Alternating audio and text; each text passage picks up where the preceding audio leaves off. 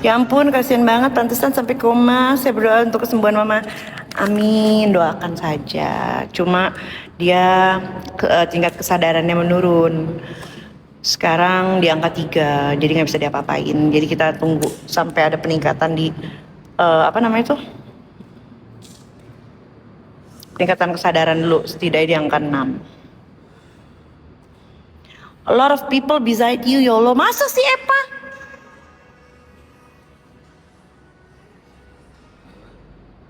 Masa sih?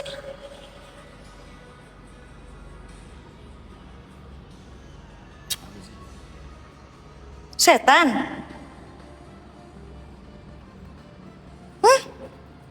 Diabetes nggak ada? Eva, tolong dong dijawab. Kak, lu kok nggak ada takut-takutnya sih? Gue pernah melewati peristiwa-peristiwa yang lebih menyeramkan, guys.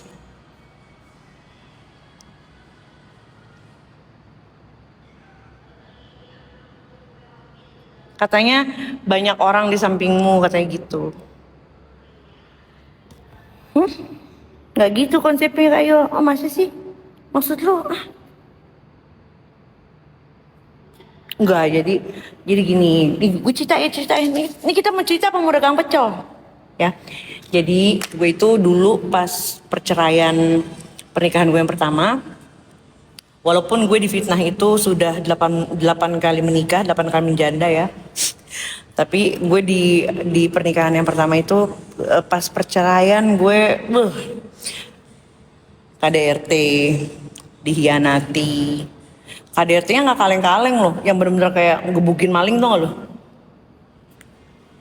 Terus semua barang gue itu digunting, semua barang gue itu diambil, gue dimiskinkan, gue di apa ya, kekerasan secara psikis juga parah banget, parah. Terus gue sendiri, gue nggak mau repotin nyokap bokap gue, jadi gue sendiri ya, gue ngelewatin itu sendiri, gue nggak minta bantuan orang. Terus gue ngekos waktu itu, gue inget banget gue dapet kamar di lantai atas. Ngekosnya juga yang, ya ampun, ngekos murah gitu tau gak sih, 1,8 sebulan, ya ampun. Yang penting ada AC dan kamar mandi deh, udah tuh. Nah ternyata kosan gue tuh agak angker. Ada satu momen gue tuh lagi bener-bener terpuruk ya. Selimut gue kayak ada yang narik, kaki gue kayak ada yang gebrak. Itu karena saking hidup gue begitu nestapa ya, begitu menyedihkan. Gue tuh sampai bilang gitu, sampai ngomong gitu, lo gak usah nakutin gue ya, mantan laki gue lebih serem daripada lo.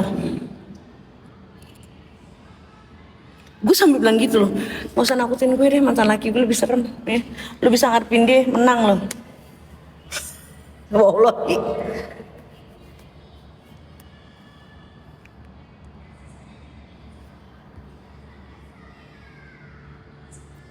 Kenapa ya kalau orang ceria gini pasti ada cerita sedih dalam hidupnya? Iya karena udah di fase melewati semua yang fase terburuk kita tuh udah kita lewatin semua. Gue tuh pernah nggak punya duit ya. Gue kumpulin recehan, gue makan Indomie, gue beli Indomie ke warung, gue kremes, nggak gue masak. Serius. Dan gue nggak mau ngerepotin bokap nyokap gue, padahal nyokap bokap gue tuh bisa bantu. Ngapa kagak dimasak? Nggak ada kompor, nggak punya kompor. Keringanan. Tapi kalau misalnya dipindah lagi, dia kan di Siloam Karawaci, itu beresiko di jalan, sangat beresiko. Dan ini pun kondisi udah jelek. Dari pertama di Hermina Kemayoran tuh udah sangat jelek. Jadi kalaupun kita tidak berharap yang muluk-muluk, jujur gue nggak berharap yang muluk-muluk, karena kalau misalnya gue terlalu berharap kesian nyokap ya, gue pasrahin. Tapi sebagai anak-anaknya, sebagai bokap gue, suaminya, kita mengusahakan yang terbaik gitu. Cuma kalau misalnya dipindah lagi itu terlalu beresiko, kesian.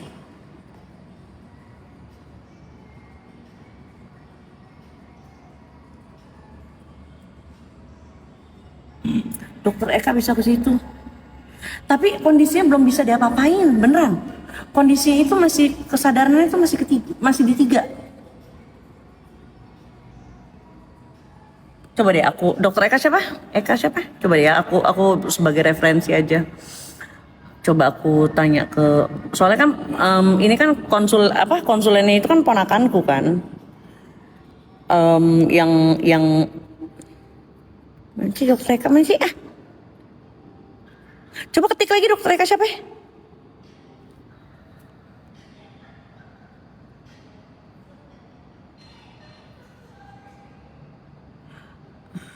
Eka Julianta, oke.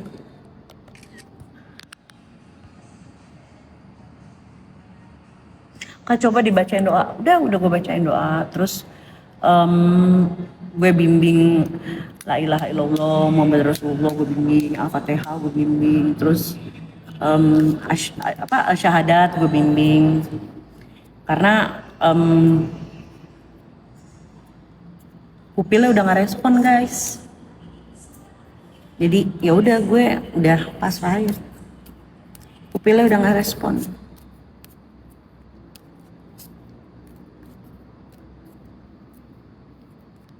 Yolo senggol dong Ratu Suminar. Bibi lu mana aja sih? Tidur lu deh. Tiba-tiba Bibi lu nongol minta. Iya, tapi tetap kita mengusahakan yang terbaik gitu.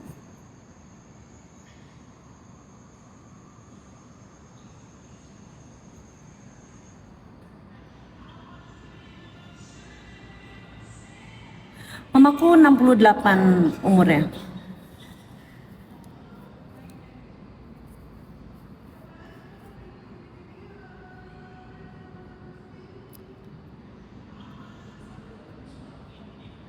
Terus sekarang Kak Yolo punya suami nggak?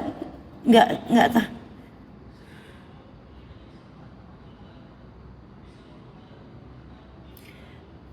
Nggak tahu saya juga. Saya nggak tahu saya punya suami apa enggak. Yang jelas saya punya ini, saya punya duit. Ini saya ceritain ya, suami saya meninggal Bu tahun lalu Februari.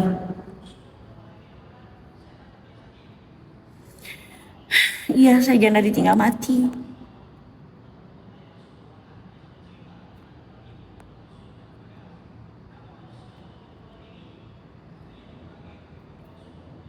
Oh ya? Batang otak ya dia. Iya, jadi mamaku itu ada aneurismanya itu di batang otak di sebelah kanan. Ini kan mau puasa, gue mohon maaf lahir batin nih kalau gue banyak salah. Tapi kebanyakan lu sih salah sama gue. Mohon maaf lahir batin kalau ada salah-salah kata, salah-salah perbuatan yang disengaja maupun tidak. Gue minta maaf, mau puasa nih ya. Kok koper mana? Hah?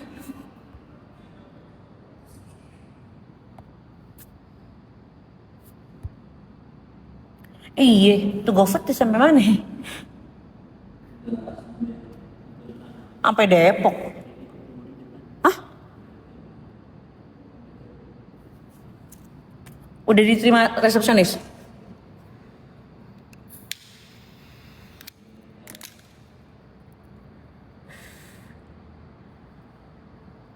Ayahku kena mendadak serangan stroke sampai kena batang otak.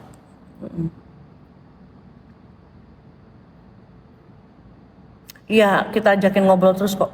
Eka Julianta. Itu Ratu Suminar kenapa lagi? Nggak tahu gue bisulnya pecah kali. Nah dia terus 1.300 orang nemenin kamu. Iya, makasih ya guys. Nggak nyangka geng kita rame. Jadi gini, mau ngomong apa gue lupa nih kan. Lu Siva ngomong apa ya? Ngomong apa ya gue? Bukan solid, enggak ada solid. Mana ada solid? Enggak.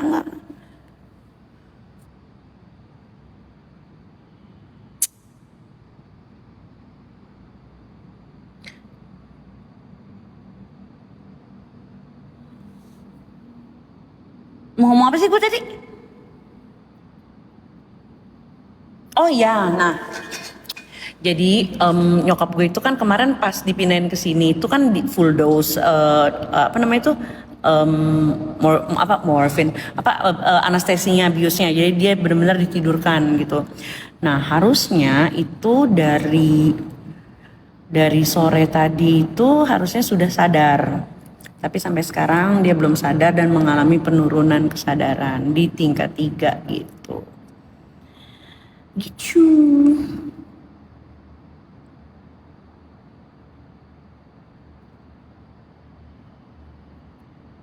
Di sini 247 kayak cuma mau nonton lu, dia bukannya tidur lu.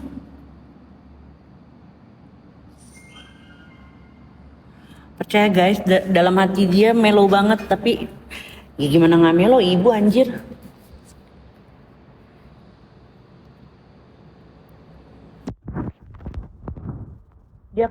Diagnosis dokter apa? Batuk pilek sayang. Batuk pilek, iya. Tingkat 3 kalau di angka 3 itu ya udah nggak bisa lo apa-apain, nggak bisa diapa-apain.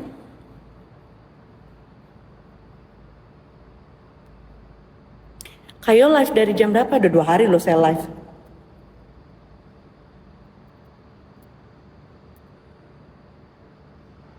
Mamaku lagi tidur tiba-tiba meninggal. Hah, masa sih?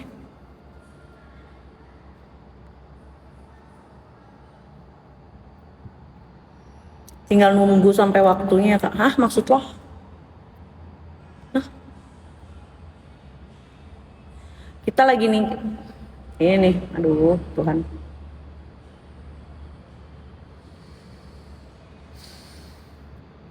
Ini kita lagi mencoba meningkatkan kesadaran dia. Jadi kita pasang selang tuh ya.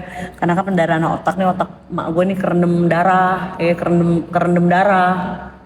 Jadi dipasang selang buat mengalirkan cairan yang ada di otaknya gitu loh. Jadi diharapkan dengan berkurangnya cairan, jadi berkurang juga tekanan di dalam rongga otaknya gitu. Bukan masalah tinggal tunggu waktunya. Gue kalau misalnya mau tinggal tunggu waktunya mah ngapain gue pindah-pindahin, ngapain gue buang-buang duit.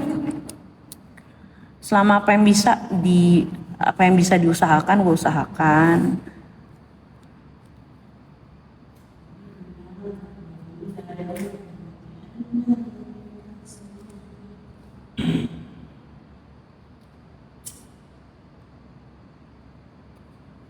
Jatuh ya.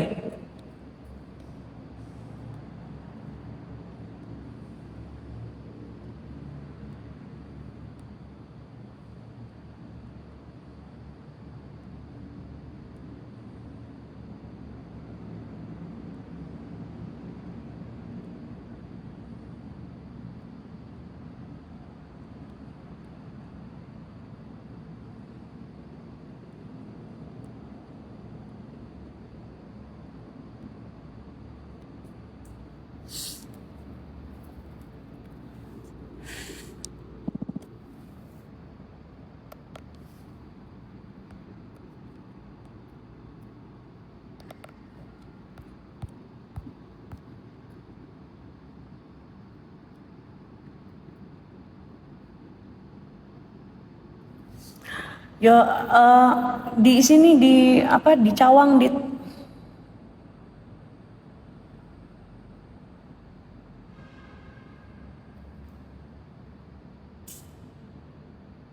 Amin, thank you.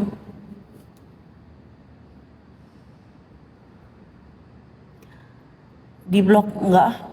Jangan kalau kayak Kirana tadi gitu kan, yang komennya kayak apa? Yang komennya itu kayak gini.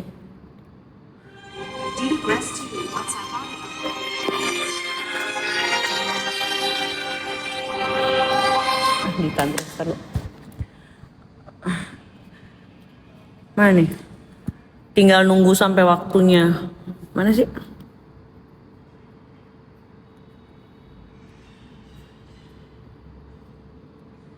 Nah, tinggal tunggu sampai waktunya aja. Kirana sebenarnya gini. Semua orang tuh nggak mesti dalam kondisi nyokap gue tinggal nunggu waktu. Banyak orang-orang muda ya, seumuran kita nih ya, keluar jalan gak ada apa-apa tiba-tiba mati ya. Jadi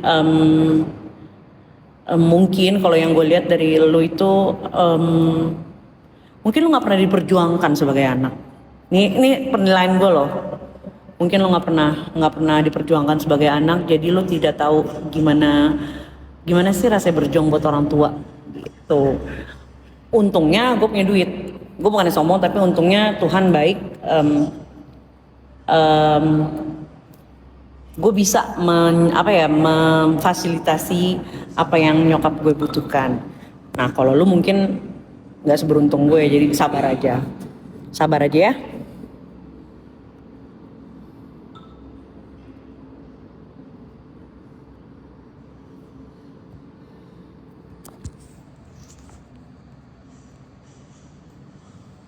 Kenapa begini sih?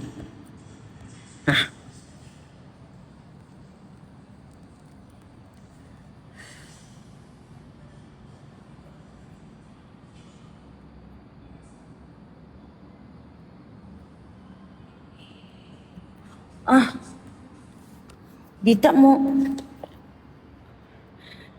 kita lagi di rumah sakit, Dit, lu mau main ke sini? Ngapain? Kamu di mana? Please, lu di mana? Ngapain di Cawang? Kamu ngapain kan? Gimana?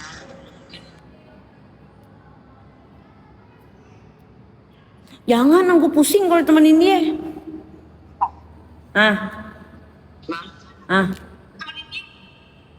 Apa ya? Di rumah sakit, rumah sakit pusat otak nasional. Nggak bisa, Dit, lu nggak bisa masuk. Itu kan nggak perlu ketemu nyokap lu, tapi kan setidaknya kan gue bisa support lu. Gue nggak care, tapi kan kita kan enggak, Dita. Lu gue minta tolong nih sama lu ya. Lu kalau misalnya ke rumah gue di jam segini nggak apa-apa.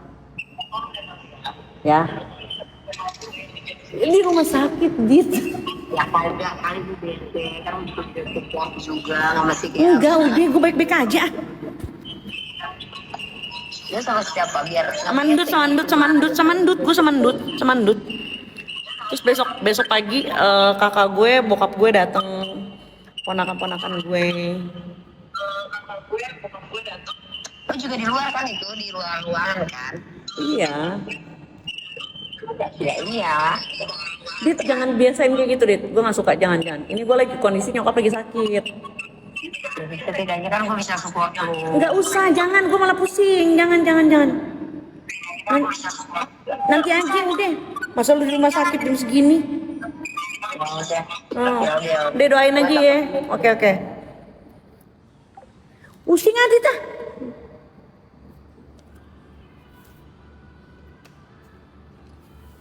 Begitu di kamar khusus keluarganya itu kan maksimal 2. Mau ngobrol di mana?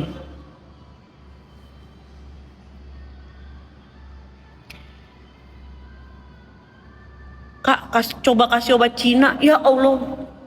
Enggak deh macam-macam aja obat Cina.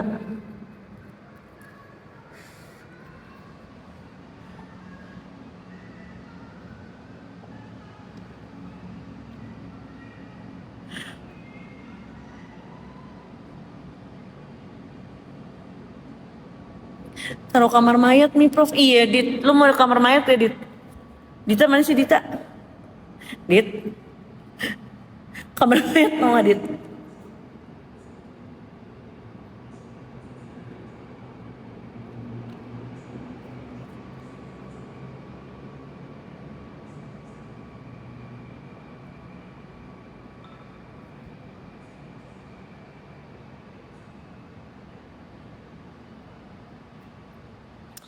Tapi kan kita udah di bawah penanganan dokter, nggak boleh sembarangan kasih obat-obat Cina gitu. Dit, naik Dit, udah mau ambil, Dit, mau ambil, Dit,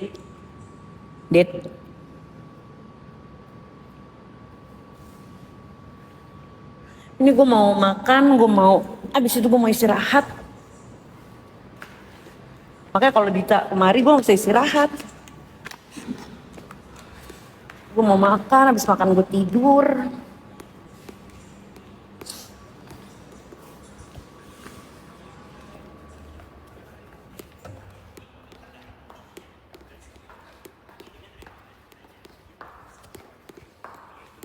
Dita tuh kadang-kadang suka nggak pengertian, maksa. Dit, gue baik-baik aja, Dit. Dan di ruang tunggu cuma boleh 2 orang. Masa gue mesti di luar terus? Biarin aja dia meluncur ke sini, emang dia bisa naik.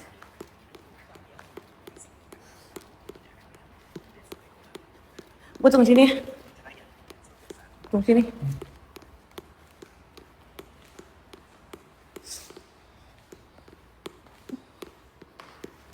Aduh. Gue capek, Dit. Antuk. Ayo meluncur, Dit. Aduh ya Allah, astagfirullah, gue capek. Gue mau istirahat.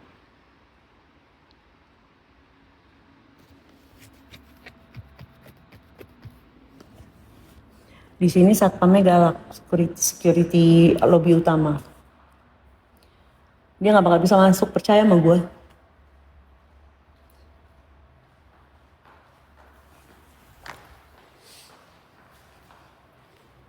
Mamanya sakit apa? Kudis kak, kudis.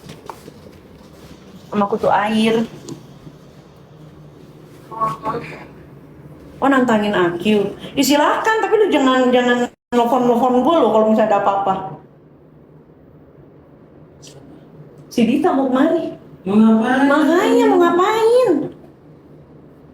Itu makanannya udah ada.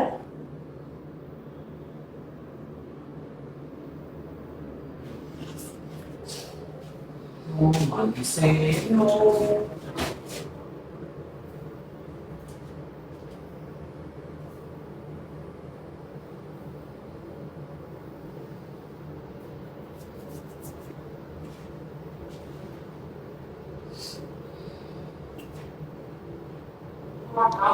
Ih nyusul aja, kalau bisa masuk hebat.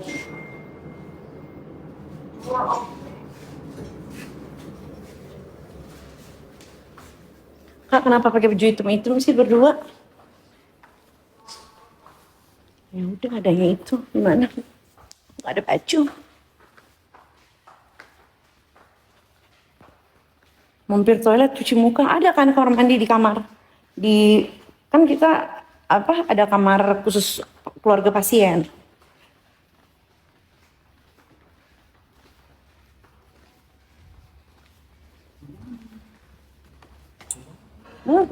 Terus bapaknya. Kita tadi mau nitip kunci, bapaknya tidak ada. Saya yuhu-yuhuin nggak ada, bapak yuhu. Istirahat ya Pak.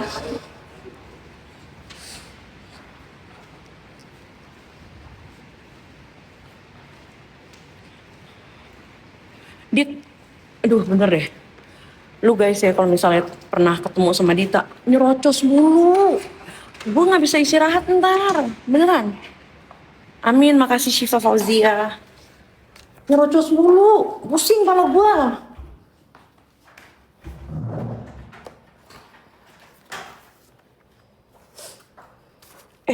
Ada colokan nasi di bawah? Ada ya? Tolong coloknya ya, Dut.